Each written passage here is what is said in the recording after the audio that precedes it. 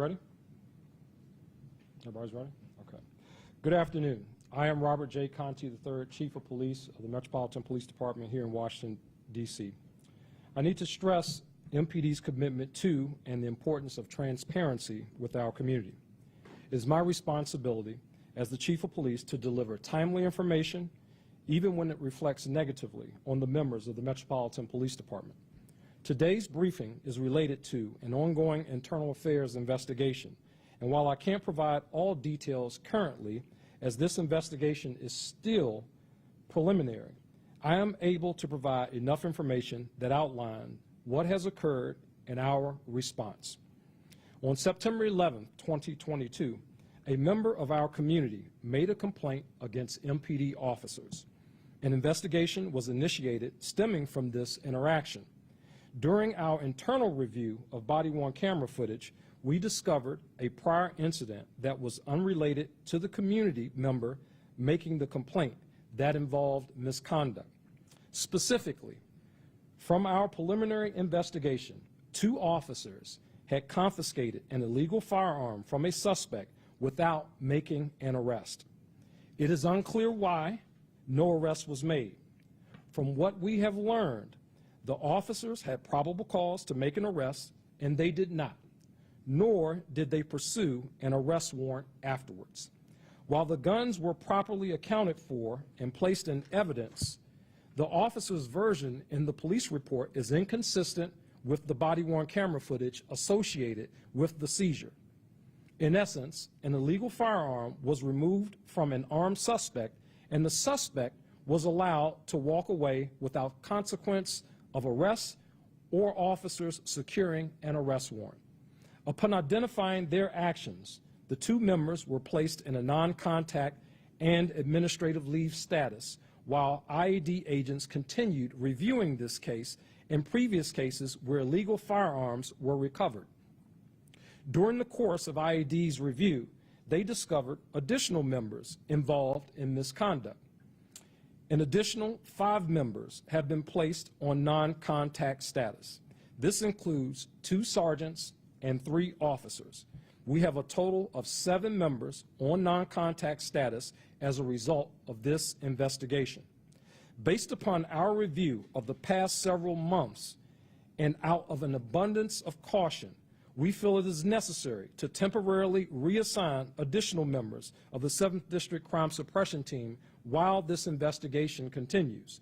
To ensure the fight against violent crime is not impacted in the 7th District, MPD resources from our Community-Focused Patrol Unit and Violent Crime Suppression Division will be shifted to provide adequate coverage across the 7th District. I want to reassure all members of our community that we are coordinating with the United States Attorney's Office and additional partners to ensure that this investigation is done completely, expeditiously, and thoroughly, and in a way to maintain community trust. Our officers are tasked with the difficult job of removing illegal firearms from the community every day. And while we stress the importance of holding offenders accountable for their actions, we have an obligation to hold our members to a high standard in all that they do. The expectations of our officers is that they make arrests when they have probable cause to make an arrest or secure arrest warrants where appropriate. This matter is serious and will be handled accordingly. This case was initiated due to the diligence of a 7th District management official, and my commitment to the community is that we will continue to be transparent throughout the remainder of this investigation. I can take any questions that you might have at this point. Yes, Chief, right here. So the other 5 officers, sergeants and head officers, they also were involved with seizing weapons and not arresting individuals? To be a little more clear about these other officers. So the additional 5 that we're talking about today are 2 supervisors, 2 sergeants, and 3 officers. And so far, what we have identified is that these members were also engaged in similar acts of misconduct. Chief, to be clear, we're talking, you described the situation in which a suspect who had an illegal firearm was arrested. Do we believe that there's plurality of that there are more cases than that just one? So what I'm saying is that in these cases, the suspect was not arrested, and the suspect should have been arrested. The firearm was taken. The firearm was taken and placed into evidence. However, the suspect was allowed to go free, and that's just not the way that we conduct business here in the Metropolitan Police Department. Our responsibility is to enforce the laws, and obviously judges and juries, they have the responsibility for adjudicating those matters.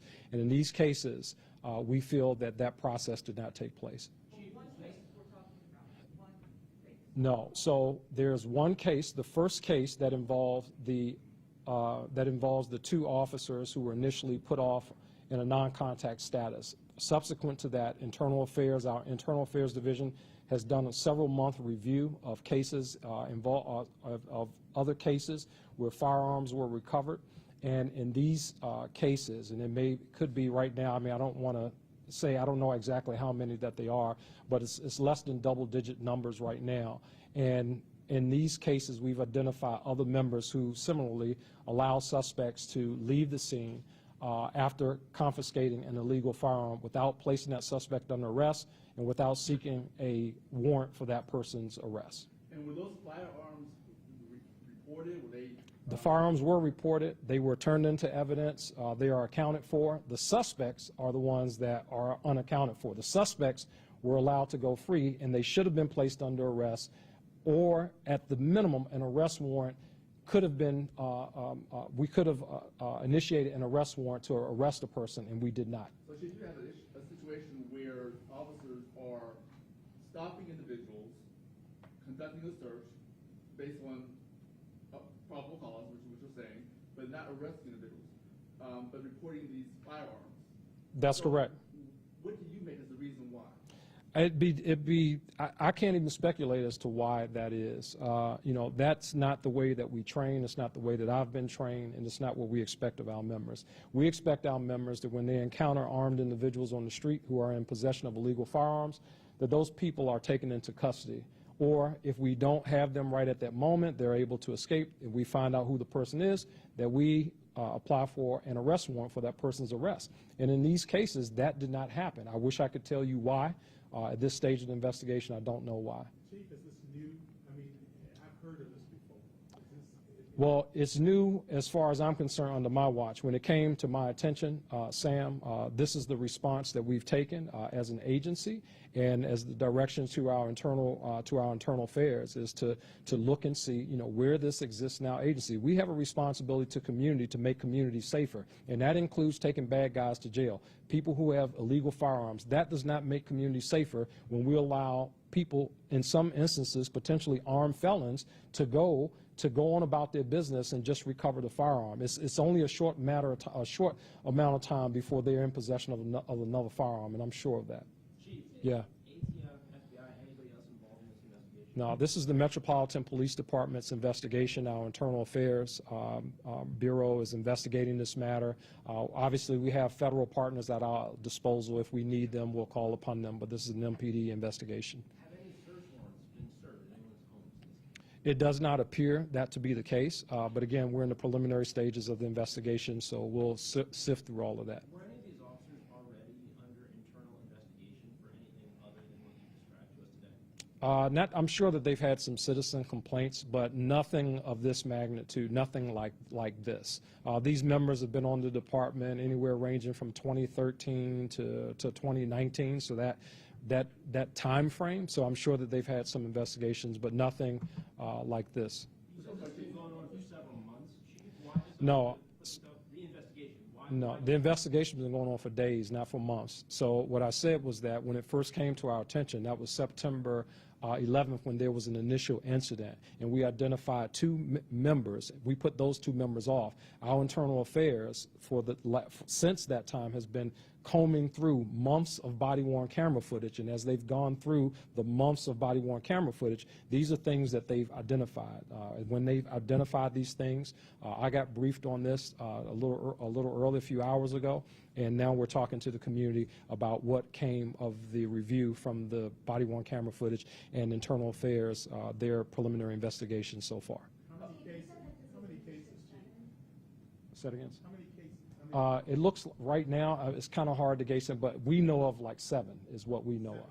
Yeah, about 7 cases. 7 cases involving these 2 officers, or 7 cases? 7, involving 7? yeah, all involving all of them. It appears to be about 7 cases, And but how many of those 2 officers, after going through the body-worn camera, how many additional incidents were you able to find? no. So in total, after reviewing the months of body-worn camera footage, we've identified about 7 cases where individuals who were in possession of firearms were allowed to leave after being contacted by members of the Metropolitan Police Department without being placed under arrest or an arrest warrant applied for. All was in the 7th district?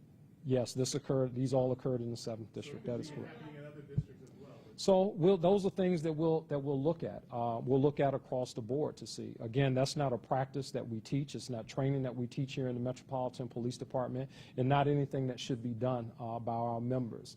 The bottom line is, again, we have responsibility for enforcing the law.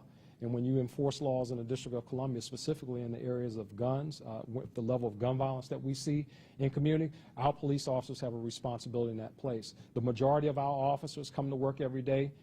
They do their job. In this case, it sounds like these officers, and what I'm seeing from these instances, we have some members who didn't do their job in these instances. Did you guys only look in the 7th district, or did this investigation look at other districts? So the internal affairs, as I mentioned, this is the preliminary stage of the investigation, and internal affairs, they're looking at our entire agency in this space. This when you combing through hours and hours and hours of body-worn camera footage, I mean, that is a momentous task. So the team is working on how they will go back and review. We believe that this is focused in on where it is, and that's what the focus is, but we're not limiting our investigation to that. We'll go where the investigation takes us at this point. So Chief, let me ask you this question. When the officers basically put out the reports and they found these guns, no one asked, well, how did you find these guns? What happened to, as a result of the guns you found? So again, just kind of going back to what I stated, you know, the report that they wrote is not consistent with what we see in the video. So our internal affairs agents, based upon that, again, going through every report, were able to identify the discrepancy and say, hey, we have a discrepancy here. The report says this is what we see on BWC, and that's how we were able to identify these members that we're focused in on right now. No search warrants were issued at all for homes or offices? It does not appear that way. Again, we're in the preliminary stages of the investigation. The internal affairs, you know, that I don't know everything that they're doing in that space, but they will be checking, obviously. I mean, we'd be foolish to not check everything that these members will be doing. So that is part of our part of the review process. We've notified our partners at the U.S. Attorney's Office as well, of the officers who are involved in this. And again, we're in the preliminary stages. So we need to see, obviously, what these members, you know, what else, if anything, that they were involved in. We need to get to the bottom of that. There's no concern these officers were selling these guns or doing anything? Well, the guns are accounted for, at least the ones that we know about. The guns are accounted for. They were taken and placed on the property book. You know, it's not a mystery where the guns are. The mystery is why were the people not arrested? That is the issue. That's the issue that I have, because again, that does not align with what our agency, what we teach. That's not in line with what we train. It's not in line with what we expect from members of the Metropolitan Police Department. I'll take 2 more questions. Yes, ma'am. I don't think it's a cultural issue necessarily. Again, as I mentioned, I think someone just kind of asked this question. I mean, we have to take a wholesale review to make sure that that is not the case. You know, I want to make sure that the public maintains trust with the Metropolitan Police Department, and again, in the spirit of transparency, you know, we have to talk about these things as difficult as they may be. You know, community members, they need to know exactly what's going on. And more importantly, community members need to know that how do these members, how do they remain safe, how do we ensure safety in community? Well, that's a result of shifting resources to make sure that we still have coverage in there. Officers still focused on getting guns the right way, out of the wrong hands in community. That's our focus. That should be our focus. We want to make sure that we're doing everything the lawful way to make our community safer. What kind of gun was it? The first gun that tipped all this out, what kind of gun was it? Maybe a semi-automatic, I believe. Chief, how do you feel? Frustrated, betrayed? Well, I'm disappointed because, again, it doesn't. I have over 3,000 officers that come to work every day. They bust their tails. They go out here and they do a great job of making communities safer for the residents of the District of Columbia. And to have members who in this case, in these cases, appear to do things that are not consistent with what we train, what we teach, that's very disappointing to me. So, you know, I'll reserve the rest of my comments for the outcome of the investigation. But, you know, that's just kind of where we are today. I think, like, again, more importantly, aside from how I feel, it's very important that I communicate this to community members so that they understand what's going on and the actions that we're taking to deal with this issue. All right, thank you. The time range, you said September 7th, 11th was one, but you reviewed, you know. We went back, I had them to go back 3 months, and yeah, so, 3-month period, that's what, yeah. 7 cases. Yes, You know about. yes, that's correct. Yep, thank you all. Yep.